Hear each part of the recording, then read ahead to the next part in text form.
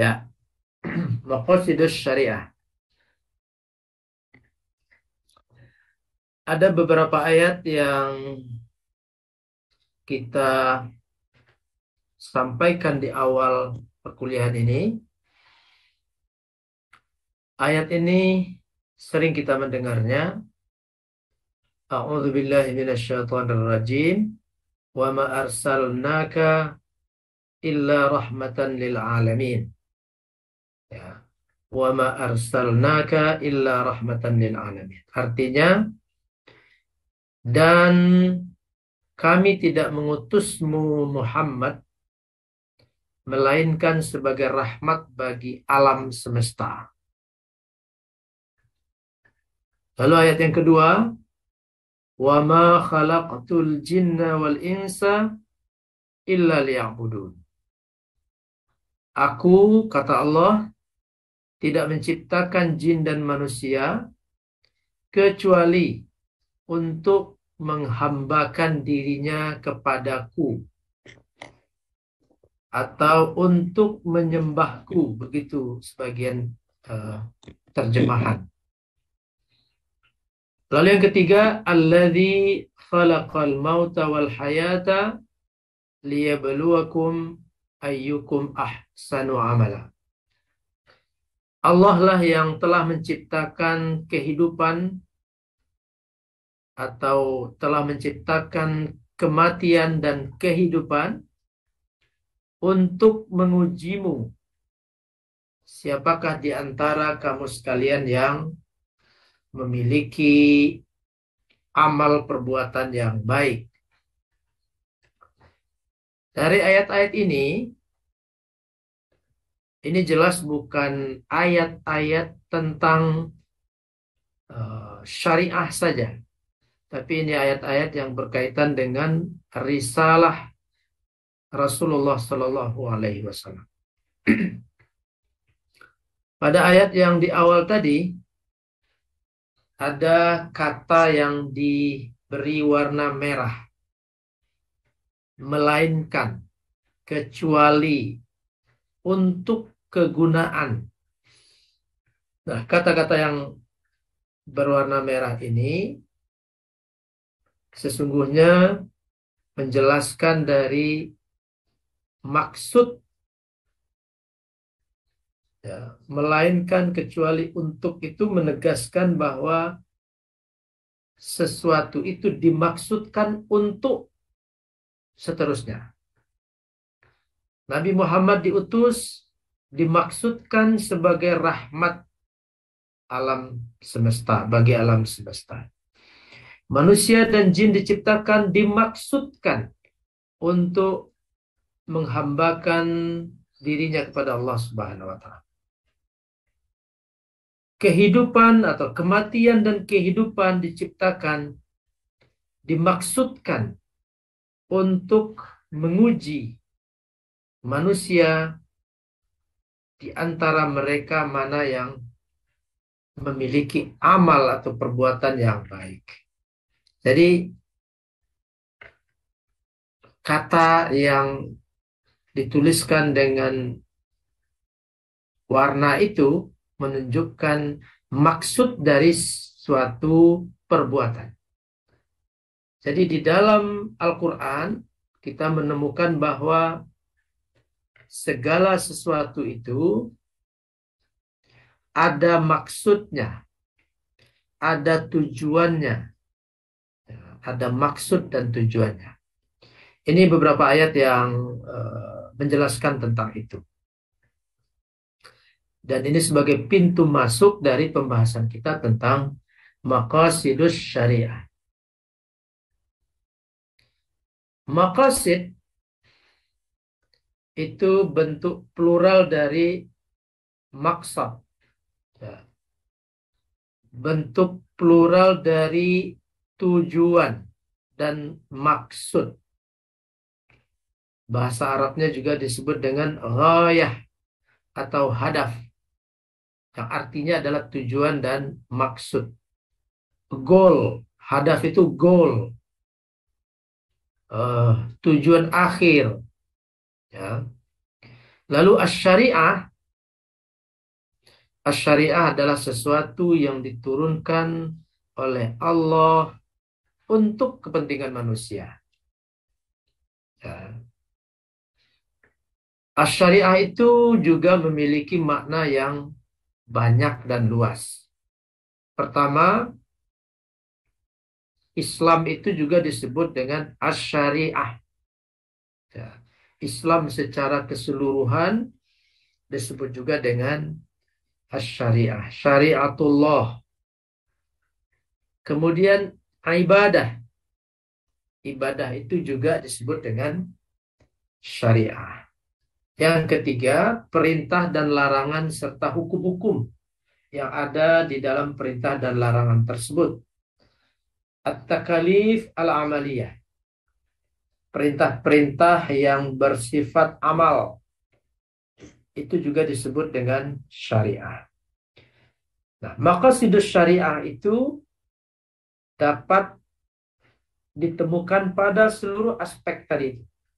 Pada Islam secara keseluruhan, pada ibadah, pada perintah dan larangan, serta hukum-hukumnya. Maqasidus syariah berarti tujuan dan makna atau maksud, tujuan dan maksud yang ditetapkan oleh Allah di dalam agamanya, dan tujuan itu untuk kemaslahatan manusia atau kemaslahatan hambanya. Allah menetapkan tujuan dan maksud dari agamanya, dan maksudnya itu adalah untuk meraih kemaslahatan bagi hambanya dan juga menolak kemudaratan. Ya. Meraih kemaslahatan dan menolak kemudaratan. Maqasid ini dibagi tiga. Ada yang bersifat umum, ya. Ada yang bersifat parsial, ada yang bersifat khusus. Umum sifatnya atau yang bersifat umum itu contohnya adalah berbuat adil. Jadi berbuat adil itu di dalam ranah kehidupan apapun, dimanapun, kapanpun, maka kita diwajibkan untuk berlaku adil. I'dilu huwa aqrabu littaqwa.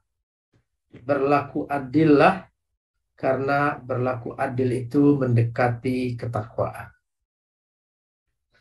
Lalu yang kedua, menyebarkan rahmat. Ya, menyebarkan kebaikan. Menyebarkan hal-hal yang positif, kemanfaatan. Itu berlaku secara umum. Lalu ada maqasid yang bersifat parsial. Contohnya panggilan azan. Azan itu disyariatkan untuk tujuan dan maksud yang parsial. Azan adalah panggilan pemberitahuan bahwa telah datang waktu salat.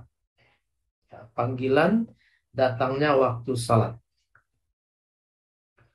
Nah, ini azan ini baru saja memunculkan gejolak di tengah-tengah masyarakat. Ya. Dan tidak perlu kita bahas di sini bagaimana dinamikanya tentang azan ini. Ini kebetulan contoh parsialnya adalah azan. Bahwa azan itu adalah sebuah seruan, pemberitahuan kepada manusia, terutama orang-orang muslim, bahwa telah datang waktu sholat. Maka bersegeralah untuk menuju ke tempat sholat.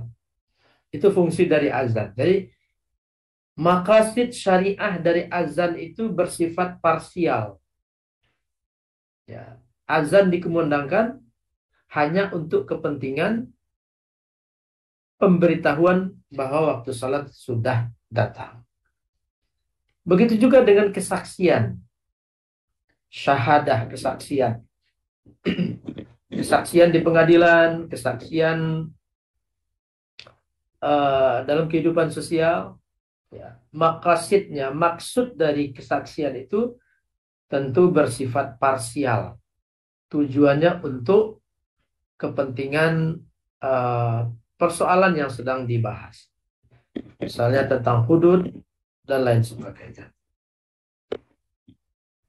Yang ketiga, maqasid yang bersifat khusus. Khusus ini,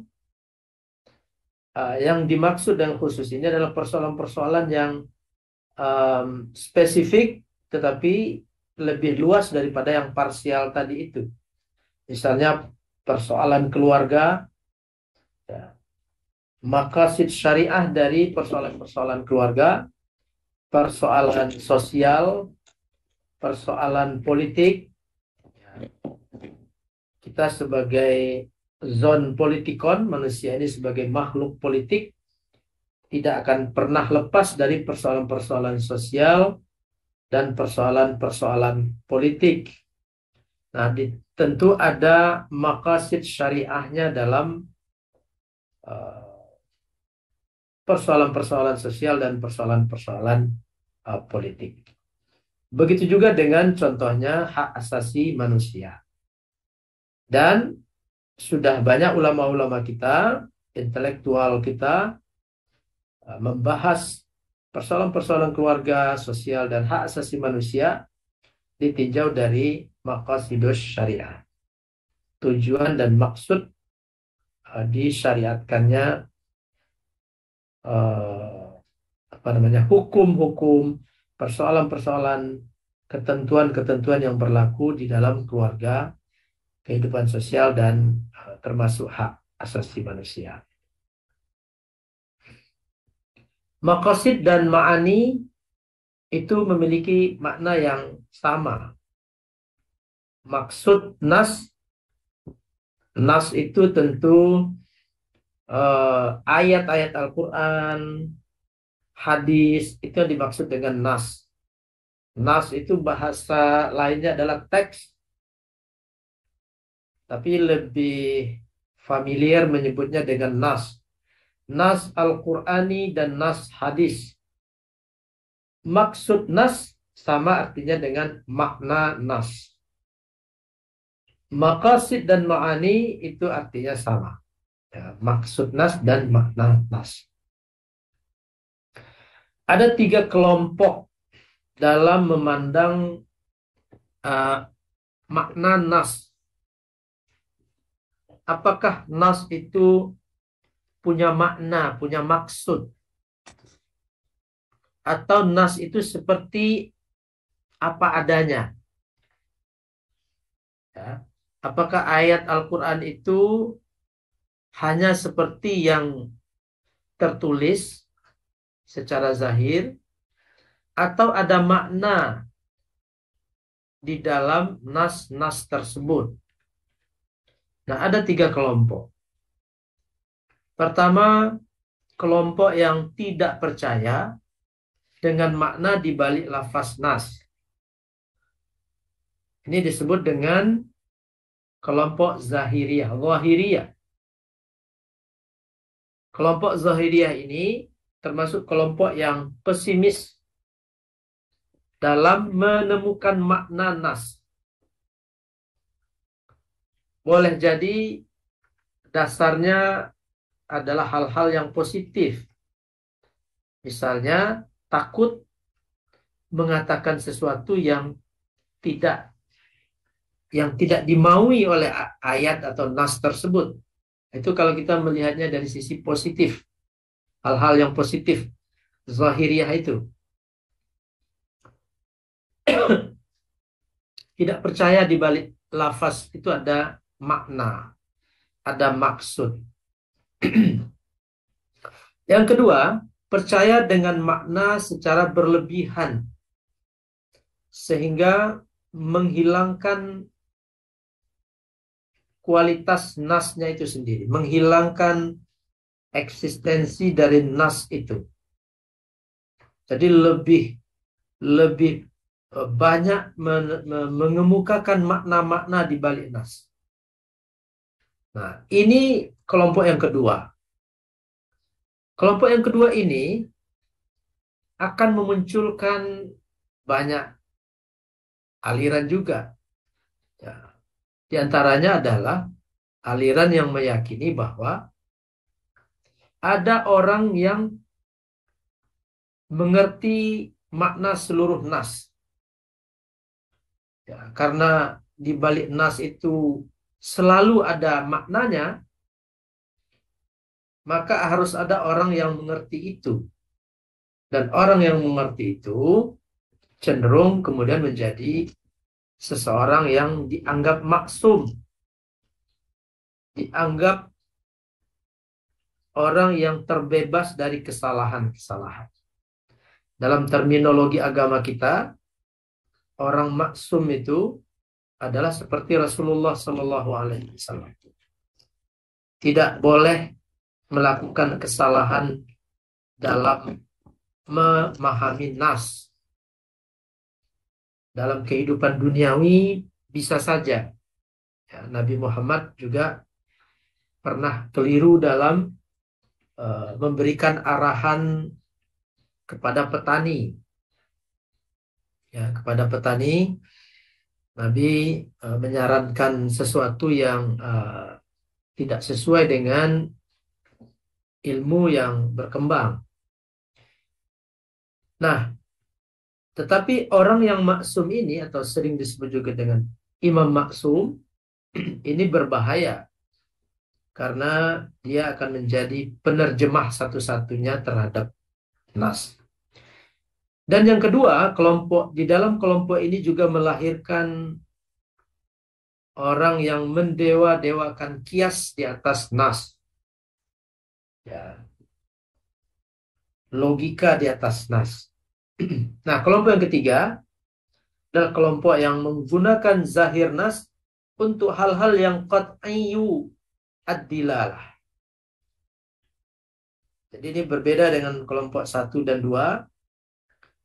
Ini bersandar kepada zahir nas untuk hal-hal yang sudah qat'iyyu ad-dilalah.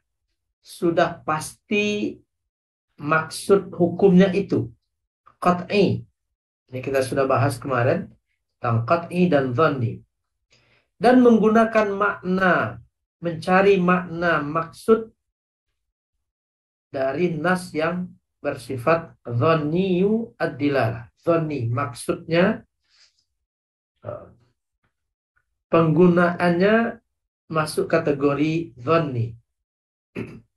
Nah, ini 3 kelompok dalam memandang makna nas. Baik nas Al-Quran maupun nas hadis. Ada yang zahiri, hanya berpatokan kepada zahir nas. Apa saja yang tertulis secara zahir itu diyakini dan itu diimani. Ada kelompok kedua berlebih-lebihan dalam mengeksplorasi makna. Sehingga terjerumus kepada keyakinan terhadap imam yang maksum. Dan juga terjerumus kepada mendahulukan kias terhadap zahir nas. Kelompok yang ketiga, ini yang kita berharap bagian dari ini, yaitu menggunakan zahir nas untuk hal-hal yang qat'iyyu ad-dilalah, ya, dan untuk hadis tentu qat'iyyu al-wurud, ya. Sementara mencari makna untuk hal-hal yang bersifat dhanniyu ad-dilalah. Ini ungkapan Ibnu Qayyim. Kalau kaum zahiri tadi itu misinya adalah mengungkapkan apa yang dikatakan nas. hanya mengungkapkan apa yang dikatakan oleh nas. Maqalahun nas, apa yang dikatakan oleh nas, dan berhenti di situ. Sementara maqasid ini ya, adalah mencari apa yang dimaksud oleh nas. Ma aradahun nas atau ma aradahu syari'. Asyari' itu adalah Allah Subhanahu wa taala. Allah menginginkan apa dari ayat ini yang harus diyakini oleh manusia atau harus diamalkan oleh manusia atau harus dicapai oleh manusia. Mencari apa yang diingini oleh nas itu. Nah, pada poin yang pertama, apa yang dikatakan oleh nas, itu tidak memerlukan upaya perjuangan luar biasa untuk menjawab persoalan-persoalan. Dan bahkan banyak persoalan-persoalan sosial yang yatajaddad, terus baru dan baru, tidak bisa ditemukan jawabannya dalam nas. Tetapi maksudnya adalah tidak bisa ditemukan jawabannya dari zahir nas. Justru persoalan-persoalan sosial, persoalan-persoalan yang terus berkembang, itu dapat ditemukan jawabannya dari mencari makna dan maksud dari nas. Mengembangkan nas itu sesuai dengan kaidah-kaidah yang dasar. Kaidah-kaidah yang mendasar. Keyakinan yang mendasar, tidak keluar dari keyakinan yang mendasar, itulah yang dilakukan untuk menemukan maksud dari nas, dan kemudian dari menemukan maksud dari nas itu dapat menjawab persoalan-persoalan kontemporer yang muncul. Karena semakin kehidupan ini berkembang, semakin sains dan teknologi berkembang, kehidupan sosial juga mengalami pergeseran. Kalau dulu orang jual beli itu bertatap muka langsung dan bersalaman, yang disebut dengan ijab wal qabul. Tapi sekarang kehidupan sudah semakin maju. Interaksi dilakukan dengan smartphone umpamanya atau teknologi lainnya. Nah, tentu ini perlu dicarikan solusi dari persoalan-persoalan sosial yang tidak mungkin bisa dihentikan. Abu Bakar Ibn Al-Arabi juga pernah mengungkapkan tentang poin nomor 1 itu, sikap selalu mengikuti zahir dari nas akan meruntuhkan agama. Lihat di kitab Ahkam Al-Quran. Jadi menurut Imam Abu Bakar Ibnu Al-Arabi, selalu berpegang kepada zahir nas justru akan meruntuhkan agama. Ini di berikut ini ada beberapa ayat. Kalau kita berpegang kepada zahirnya, kita tidak menemukan makna, kita tidak menemukan sesuatu yang bisa diterima oleh akal kita. Misalnya, innallaha ashtara minal mu'minina anfusahum wa amwalahum bi anna lahumul jannah. Ishtara itu artinya membeli. Membeli. Kalau kita berpegang kepada zahir hadis, ya kegiatan jual beli itu kita faham. Ada barangnya, ada uangnya, jual beli. Ya. Apakah jual beli di sini juga seperti zahir ayatnya? Tentu tidak. Ya. Innallaha ashtara minal mu'minin. Allah telah membeli dari orang-orang mukmin jiwa-jiwa mereka, harta mereka, dan mereka akan mendapatkan surga. Apakah ishtara itu jual beli seperti yang kita fahami? Tentu tidak. Ayat yang kedua, ayuhibbu ahadukum ayyakula lahma akhihi maitan fakarihtumuh. Ini tentang ghibah. Orang yang berghibah itu sama dengan orang yang memakan daging saudaranya yang telah mati. Nah, ini apakah juga dipahami memakan daging itu seperti betul-betul memakan daging? Kalau kita bergibah itu seperti kita memakan daging, betul-betul memakan daging begitu? Tentu tidak.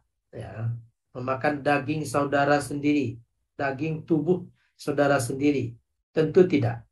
Ini ayat ini menjelaskan betapa hina dinanya, betapa rendahnya kualitas seseorang yang senantiasa berghibah terhadap saudaranya yang lain. Jadi ini ayat kulalah ma'akhihi itu memakan daging saudaranya itu tidak difahami sebagaimana zahir ayat, tapi difahami bahwa begitu hinanya perbuatan ghibah, perbuatan namimah, ya, menceritakan keburukan aib saudaranya sendiri, itu bagaikan orang yang memakan apa namanya daging dari saudaranya sendiri yang sudah menjadi mayat. Lalu berikutnya, ya ayyuhalladzina amanu la ta'kulur riba adha'afan mudha'afa. Wahai orang-orang yang beriman, janganlah memakan riba berlebih-lebihan. Memakan, kalau kita berdasarkan lafaznya, memakan itu ya ada, kalau di Indonesia ada piringnya, ada mangkoknya, ada sendoknya, atau dengan tangan, atau ada basuh tangannya. Apakah makan seperti itu yang dimaksud? Riba diletakkan di atas piring, riba dipakai garpu kita memakannya, pakai tangan? Tentu tidak. Jadi tidak mungkin kata-kata yang bertulis berwarna merah itu, pink itu ya, itu dimaknai sebagaimana zahirnya. La ta'kulur riba, jangan memakan riba, tentu artinya adalah jangan berinteraksi dengan riba. Jangan hidup dalam riba. Allah menggambarkan dengan kata-kata la ta'kulu, jangan memakan. Nah, ini contoh-contoh bahwa jika kita senantiasa hanya berpegang kepada zahir nas, maka itu kita tidak apa namanya mendapatkan makna, tidak bisa menjawab persoalan-persoalan yang muncul di tengah-tengah masyarakat. Padahal persoalan-persoalan di tengah masyarakat harus dicarikan jawabannya berdasarkan nas, baik nasnya Al-Quran maupun Al-Hadis. Inilah tugas daripada ulama yang berijtihad merumuskan kaidah-kaidah hukum-hukum yang diambil dari nas. Ini dasar maqasid. Ya. Maqasid, tujuan dari syariat itu ya, adalah mendapatkan kemaslahatan dan menghindarkan dari kemudaratan. Mendapatkan kemaslahatan dan menghindari kemudaratan itu secara fitrah, secara apa itu? Fitrah manusia cenderung kepada hal-hal yang positif tersebut. Lalu juga maqasid itu didapatkan melalui dorongan. Orang mencari maslahah, mencari kemaslahatan, menghindari kemudaratan, ada dorongannya. Pertama, naluri. Naluri ini berbeda dengan fitrah yang di atas tadi. Naluri itu mungkin bahasa lainnya adalah insting. Ya, naluri itu insting. Kalau fitrah itu bukan insting. Fitrah itu adalah kecenderungan positif yang sudah tertanam dalam diri manusia. Kalau naluri itu adalah insting, kecenderungan. Hewan punya naluri. Hewan tidak punya fitrah. Binatang punya naluri untuk makan, punya naluri untuk melindungi diri, punya naluri untuk berkembang biak, dan seterusnya. Naluri manusia mendorong dia untuk memakan hal-hal yang baik, memakan hal-hal yang halal, dan hal-hal positif lainnya. Ada dorongan agama, perintah agama. Ya, agama memerintahkan satu pekerjaan dan melarang pekerjaan yang lain. Ada dorongan dari pemerintah. Pemerintah membuat aturan-aturan sosial. Nah, ini juga untuk tercapainya maqasidus syariah.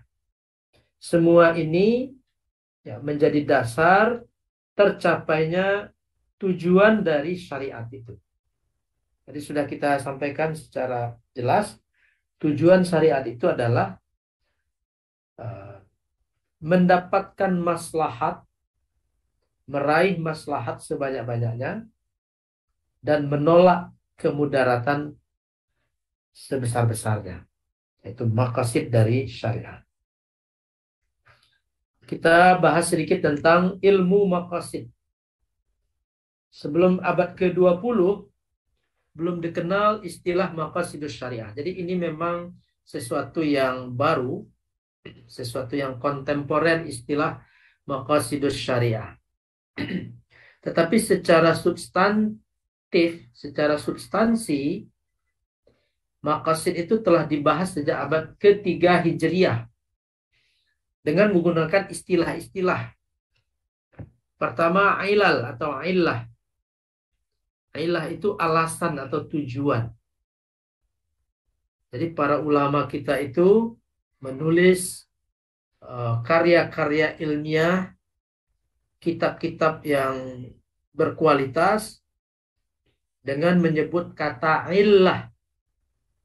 Contohnya ini banyak sekali yang menulis ilalus syariah lil hakim at-Tirmidzi, ada lil hakim al-Baihaqi. Ya. Lalu ada mahasin. Mahasin itu adalah jamak dari artinya kebaikan dan keunggulan. Mahasinus syariah li Abi Bakr Asy-Syazi. Ini buku-buku yang menggunakan kata-kata mahasin, kebaikan dan keunggulan. Lalu yang ketiga, asrar. Ya. Asrar artinya adalah rahasia dan hikmah. Sir, as-sirru, rahasia dan hikmah. Ada karya ulama besar, ya, Abu Ishaq Asy-Syatibi, At-Ta'rif bi Asrarit Taklif. At-Ta'rif bi Asrarit Taklif, yang buku ini kemudian di-rename menjadi Al-Muwafaqat. Di-rename menjadi Al-Muwafaqat. Jadi asal dari buku Al-Muwafaqat itu adalah At-Ta'rif bi Asrarit Taklif. Ini pembahasan ulama di abad-abad ketiga, 4, 5, 6, dan seterusnya belum menggunakan istilah maqasidus syariah. Ini sekilas saja. Tadi di mukadimah sudah kita tuliskan juga ini beberapa ayat yang berbicara tentang ilal. Wa ma arsalnaka illa rahmatan lil alamin. Alasan Nabi diutus ya, sebagai rahmat bagi alam semesta. Kemudian yang kedua, tujuan diciptakan kehidupan dan kematian. Yang ketiga, tujuan diwajibkan ibadah puasa. Ya ayyuhalladzina amanu kutiba alaikumusiyam kama kutiba alal ladzina min qablikum la'allakum tattaqun. Jadi puasa tidak semata-mata sebagai satu kewajiban, tetapi juga memiliki tujuan. Ada hadis yang berbunyi, sumu tasihhu, berpuasalah, niscaya kalian akan menjadi sehat. Sumu tasihhu. Tujuan diwajibkannya ibadah puasa dalam ayat ini adalah la'allakum tattaqun, agar kita menjadi orang-orang yang bertakwa. Lalu alasan disyariatkannya qisas.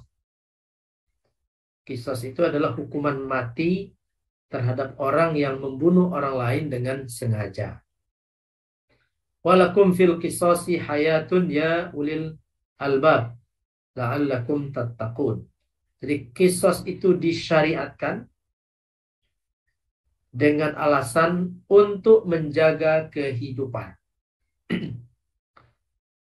Lalu ayat terakhir, ini ayat tentang perjanjian antara manusia dengan Allah Subhanahu wa taala sebelum dilahirkan. Wa asyhadahum ala anfusihim alastu bi rabbikum. Kita diminta diikat perjanjian sebelum lahir manusia ini. Perjanjiannya apa? Bahwa kita manusia mengakui bahwa Allah adalah Tuhan kita, ilah kita, Rabb kita. Kita mengakui sebelum dilahirkan.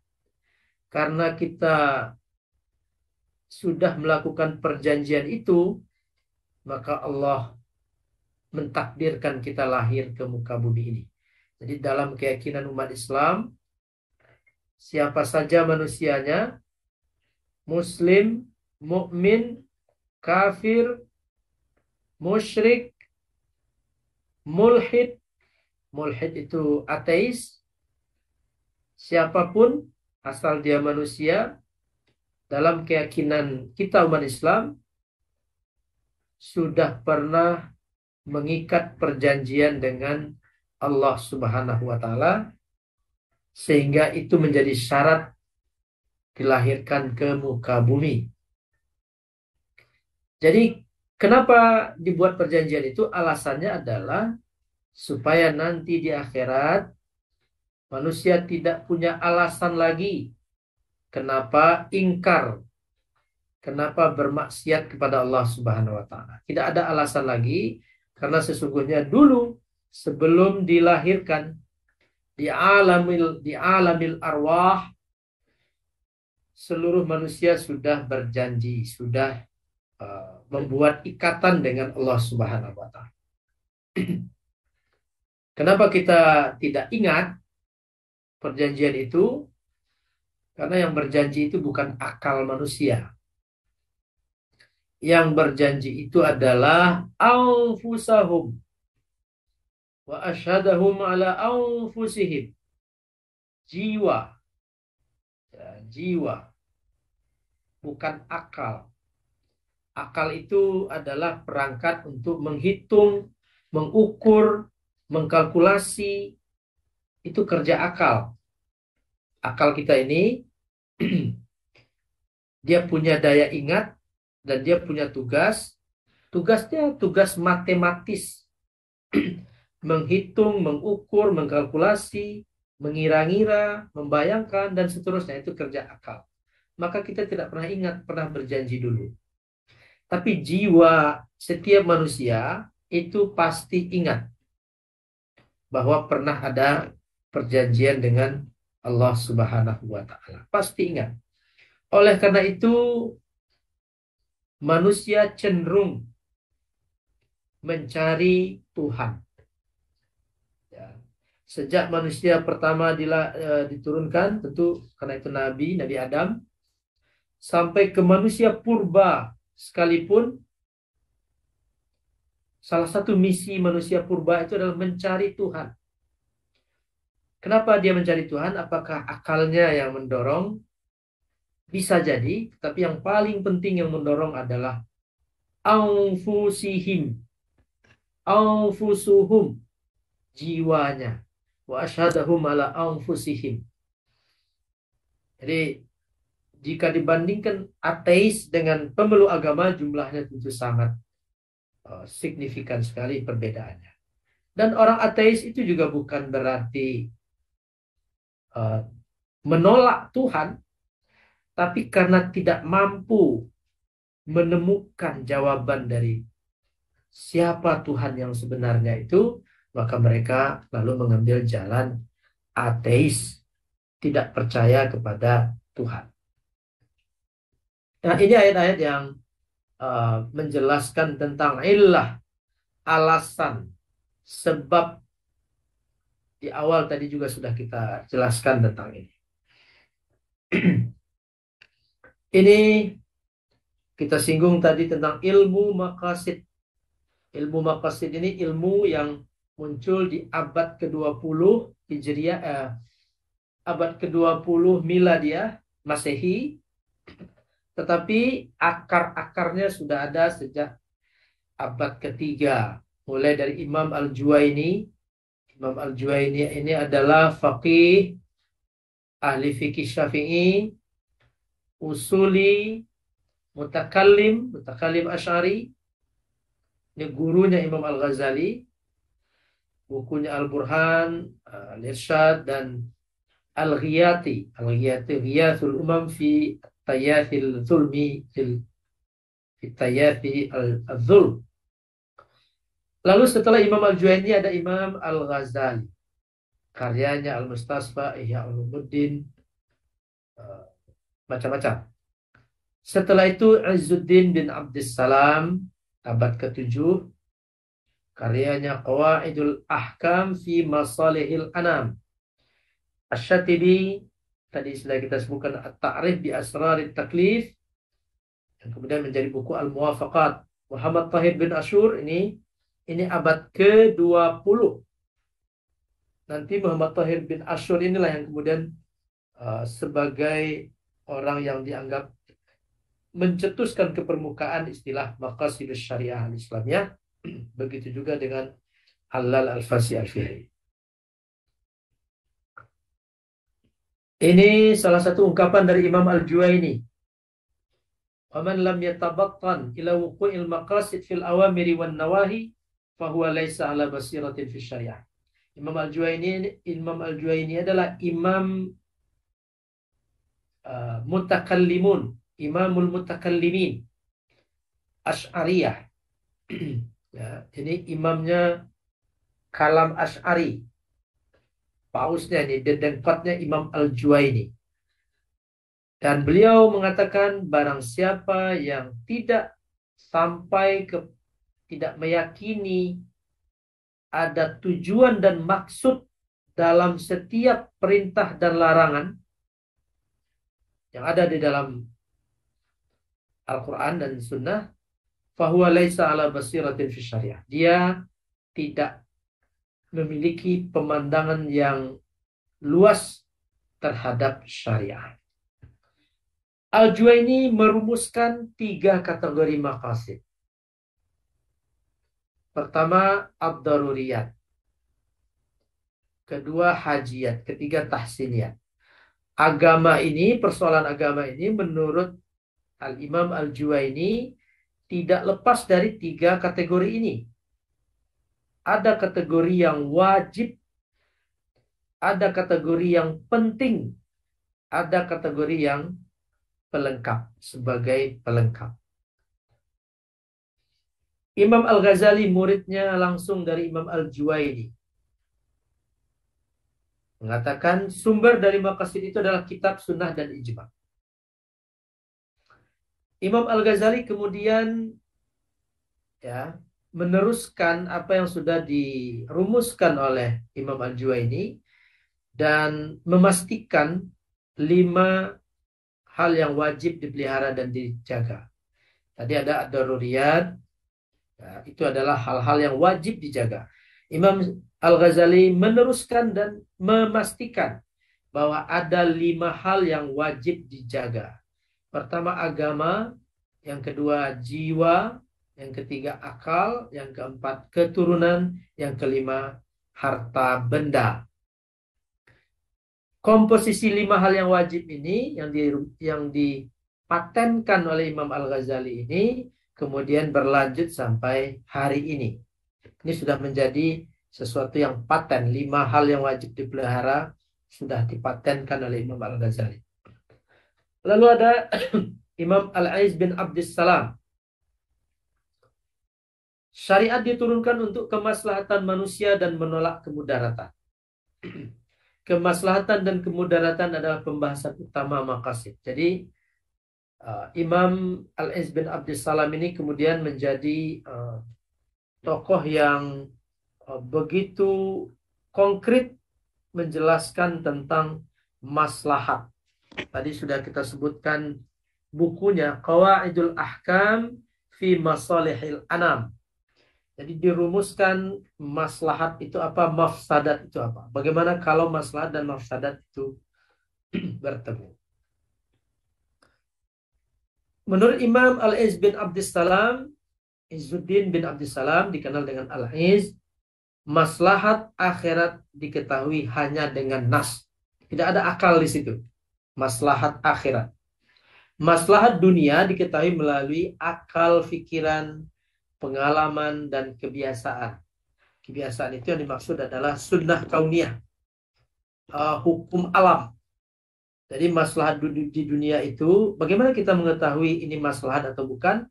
Melalui akal, pikiran, melalui eksperimen, pengalaman, dan melalui hukum alam yang terjadi di alam semesta. Tokoh berikutnya adalah Al-Imam Asy-Syatibi, abad ke-8 Hijriah. Kullu syariah mu'allalatun wa ilaluha masalihul ibad. Seluruh syariat, seluruh apa yang didatangkan oleh Allah dalam bentuk agama punya alasan, punya tujuan, dan punya maksud. Tujuan dan maksudnya itu disebut dengan masalihul ibad. Tujuan dan maksudnya itu ada pada kemaslahatan ibad, kemaslahatan hamba-hamba Allah Subhanahu wa Ta'ala. Jadi ini pikiran yang maju sekali, bahwa syariat itu, agama itu diturunkan untuk kemaslahatan hamba. Ma anzalna 'alaikal Qur'ana litashqa, kata Allah. Ya, dalam surat Thaha. Allah tidak menurunkan Al-Quran itu sebagai beban, tapi Al-Quran itu adalah media untuk mencapai kemaslahatan. Syariat itu semuanya adalah maslahat. Diberikan hukum ini ada maslahatnya, diberikan larangan ini maslahat. Apapun, asy-syari'atu kulluha mu'allalatun wa ilaluha masalihul ibad. Nah, Imam Syatibi ini dianggap sebagai, dalam ilmu maqasid, sebagai lahirnya ilmu maqasid tetapi belum berwujud. Ya, sudah pembahasan tentang maqasid itu sudah ada.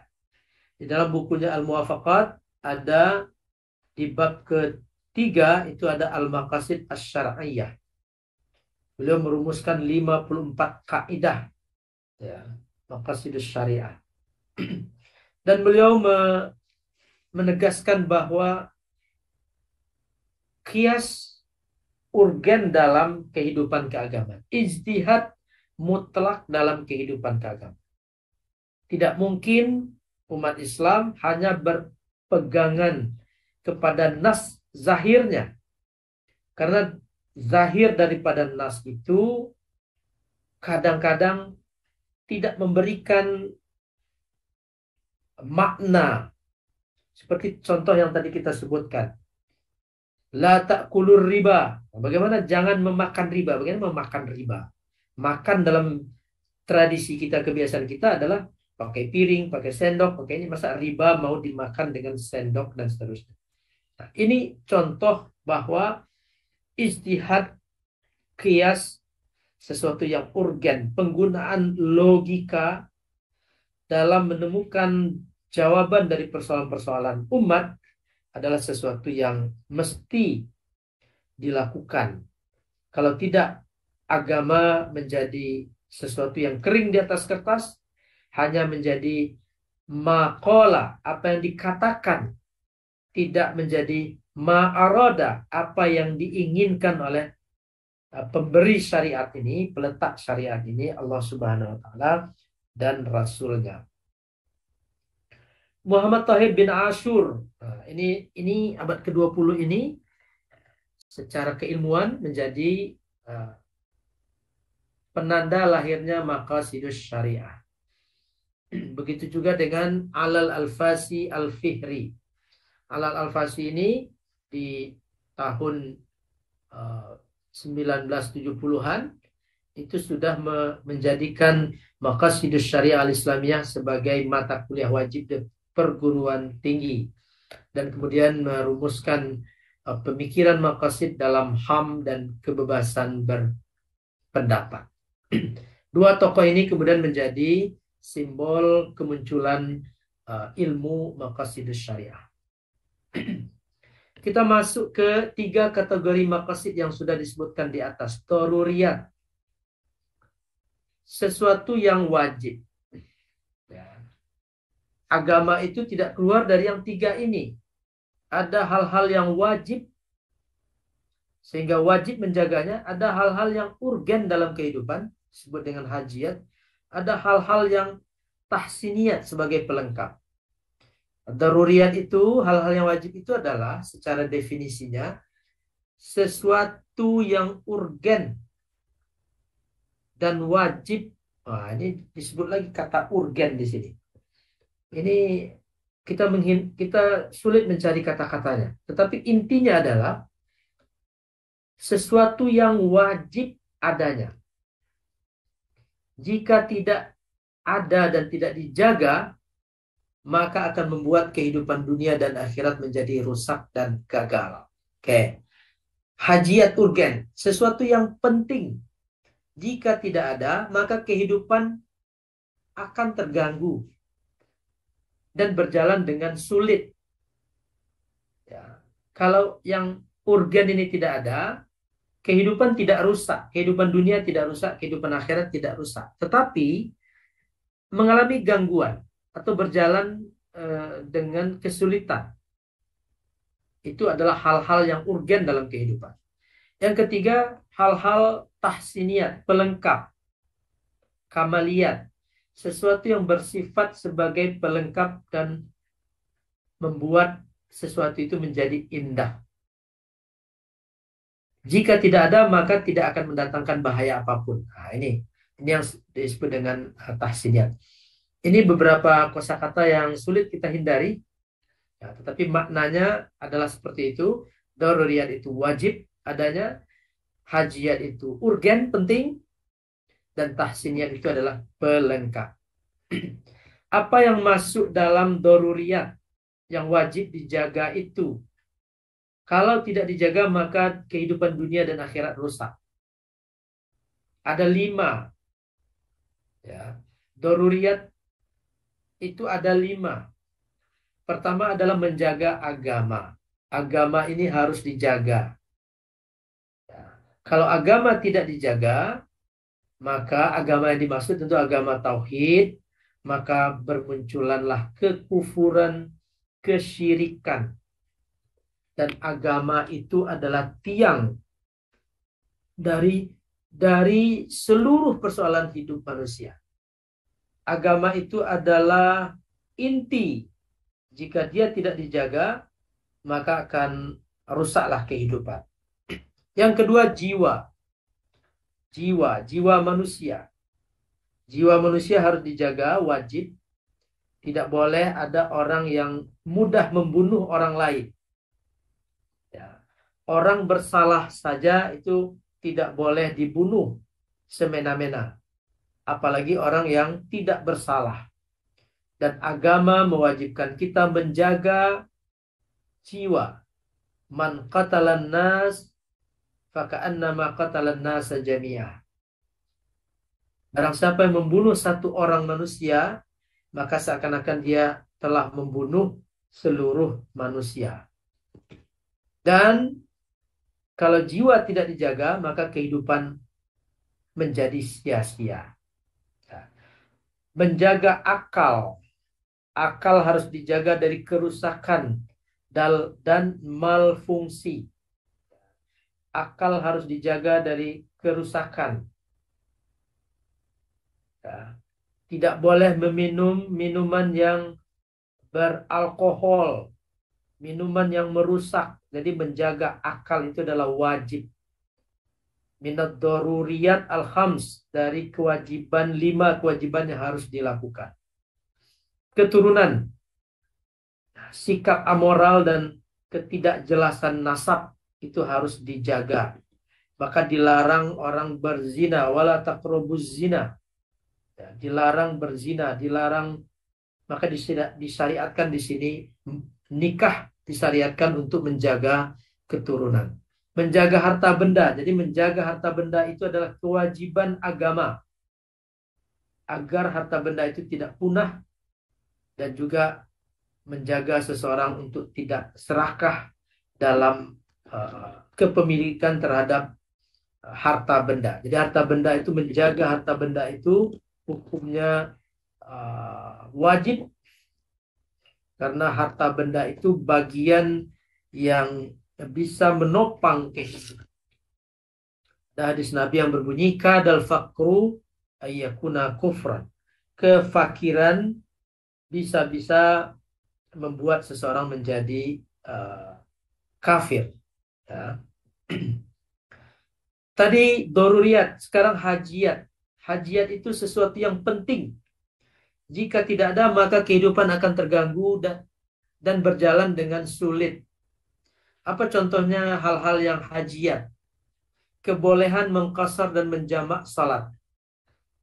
Jadi mengqasar dan menjamak salat itu masuk kategori urgen. Disyariatkannya qasar dan jamak itu untuk menjawab kebutuhan manusia di bawah yang wajib. Yang wajib tadi 5 itu.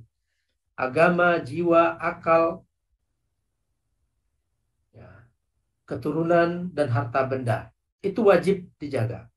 Nah, ini yang hajiat, penting. Allah mensyariatkan qasar dalam salat bagi musafir, itu supaya tidak terganggu. Ya. Perjalanannya tidak terganggu, tidak mendatangkan kesulitan atau masyaqqah, maka dibolehkannya qasar dan jamak. Dibolehkannya mengkonsumsi narkotika sebagai obat. Nah, ini kan narkotika ini kan menghilangkan pikiran, dapat menghilangkan pikiran. Tetapi kemudian dia masuk kategori hajiat penting ketika dia berfungsi sebagai obat. Jadi ini bukan wajib, bukan doruriyat, tapi ini hajiat untuk memudahkan kehidupan. Kebolehan memiliki kendaraan, tidak berdosa, bahkan itu menjadi sesuatu yang penting. Seseorang memiliki kendaraan, memiliki rumah. Boleh tidak orang tidak, apakah boleh orang tidak memiliki kendaraan? Boleh. Apakah boleh orang tidak memiliki rumah? Boleh. Tidak memiliki pakaian yang indah-indah? Boleh. Ya, itu bagian dari hajiat. Sesuatu yang urgen, penting, maka dibolehkan untuk memiliki kendaraan, sandang, papan, dan seterusnya. Larangan untuk melakukan monopoli perdagangan. Ya, itu merusak sesuatu yang bersifat penting, merusak sesuatu yang bersifat hajiat. Larangan menghujat. Nah, menghujat itu tidak boleh. Syatmu asyatam. Menghujat itu tidak boleh, karena menghujat itu akan mendatangkan hujatan berikutnya. Dan kalau kita menjaga ini, ya, untuk tidak menghujat, berarti kita sudah menjaga hal-hal yang masuk kategori hajiat. Coba kita bayangkan kalau kehidupan ini penuh dengan hujatan-hujatan, maka kehidupan ini terganggu dan kita mengalami kesulitan. Hidup berkurang kualitasnya, tetapi tidak rusak dengan mengabaikannya. Kita tidak rusak kehidupan kita kalau tidak mengqashar salat, tidak menjamak salat bagi orang musafir, dan begitu seterusnya contoh-contoh yang sudah kita sampaikan tadi. Yang ketiga, tahsiniyat. Tahsiniyat adalah sesuatu yang bersifat sebagai pelengkap dan pembuat sesuatu itu indah. Jika dia tidak ada, maka tidak akan mendatangkan bahaya apapun. Apa contohnya? Keharusan menjaga pandangan mata. Ghaddul basar. Ghaddul basar itu ya harus dilakukan untuk supaya eh, kehidupan kita ini, akhlak kita itu semakin mulia. Ya, akhlak kita semakin mulia. Ini menjadi pakaian. Akhlak yang mulia itu menjadi pakaian, menjadikan seseorang lebih indah, inner beauty-nya. Ya, orang yang menjaga pandangan matanya tentu akan berhias dengan akhlak yang tinggi dan mulia. Berlaku adil dalam memberi. Kita boleh saja memberi berlebih kepada seseorang dan kurang kepada seseorang yang lain, boleh saja. Tidak ada runtuh agama gara-gara itu, atau tidak ada kita mendapatkan kesulitan. Tetapi jika kita berlaku adil dalam memberi, maka kita telah menghiasi perilaku kita, hidup kita dengan sesuatu yang indah. Ya, tahsiniyat itu membuat dia indah. Hidup ini menjadi indah. Jadi dianjurkan adil dalam memberi untuk memberikan keindahan dalam kita berakhlak. Menuntut ilmu. Menuntut ilmu itu ada fardu kifayah. Tapi ada ilmu-ilmu yang boleh kita tuntut ya, untuk memperbaiki kehidupan, untuk memperindah kehidupan. Ilmu sains yang ada hari ini, ya, sains yang ada hari ini itu adalah masuk kategori tahsiniyat, pelengkap kehidupan. Ada media Zoom, ada media apa namanya, smartphone, ada media macam-macam, itu memperindah kehidupan kita, menghiasi kehidupan kita lebih mudah. Andai tidak ada smartphone, andai tidak ada media-media online, tentu tidak akan rusak kehidupan ini. Karena itu sudah berjalan di masa-masa sebelum ini. Tetapi dengan adanya alat-alat ini, dengan adanya ilmu dan sains ini, kehidupan berjalan lebih bagus, lebih indah, lebih sempurna. Larangan menawar jual beli yang sedang berlangsung antara saudara kita. Jadi tidak boleh itu. Tidak boleh menawar barang yang sedang ditawar oleh saudara kita. Itu akhlak yang rendah, akhlak yang buruk. Ya. Apakah boleh? Sesungguhnya tidak ada larangan. Jual beli itu bebas. Siapa yang punya kemampuan untuk membeli sesuatu, dia dibolehkan untuk membeli itu. Tapi ini, kalau ini dilakukan, itu akan memperburuk akhlak seseorang. Tidak ada akhlak saling menghargai, tidak ada akhlak mendahulukan saudaranya yang lain, tidak ada akhlak la yu'minu ahadukum hatta yuhibba li akhihi ma yuhibbu li nafsihi. Itu hadisnya. Itu bahkan la yu'min, tidak beriman. Ya, tetapi ini masuk kategori yang ringan-ringan, bahwa jangan mengambil jual beli yang sedang dilakukan oleh saudaranya sendiri. Tahsiniyat ini menjadikan hidup terlengkapi.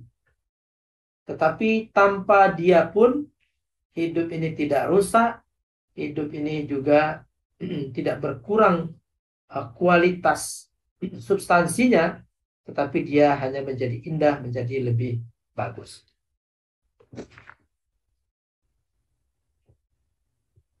Bapak Ibu sekalian, itu penjelasan kita tentang maqasidus syariah, bahwa syariah ini punya tujuan-tujuan. Dan syariah itu melingkupi, mencakup kehidupan, keyakinan, akidah, mencakup syariah, mencakup muamalah. Jadi sebagaimana yang disampaikan oleh Asy-Syatibi tadi, asy-syari'atu atau ad-dinu kulluhu mu'allalah wa ilaluha maka masalihul ibad. Ilal, tujuan, maksud dari syariah itu adalah kemaslahatan bagi hamba. Ya, kemaslahatan bagi hamba. Dan ujung dari seluruh pembahasan ini, kemaslahatan bagi hamba hanya bisa dicapai dengan satu pemahaman bahwa akal manusia, pikiran manusia dapat menemukan maksud-maksud itu dari nas Al-Quran dan nas Al-Hadis. Nas Al-Quran dan nas Al-Hadis jangan dijadikan benda mati. Nas-nasnya itu benda mati. Seperti ungkapan Ibnu Qayyim tadi, tidak cukup kita mencari maqala, apa yang dikatakan oleh nas Al-Quran dan apa yang dikatakan oleh hadis, tetapi kita harus mencari madza arada, apa yang diinginkan oleh nas itu, apa yang diinginkan oleh peletak nas itu, sehingga dengan menemukan itu kita dapat menjawab persoalan-persoalan yang ada di tengah masyarakat. Mari kita gunakan pikiran, mari kita gunakan rasio untuk menggali lebih dalam lagi agama kita, nas-nas kita, menjawab persoalan kontemporer. Terima kasih. Assalamualaikum warahmatullahi wabarakatuh.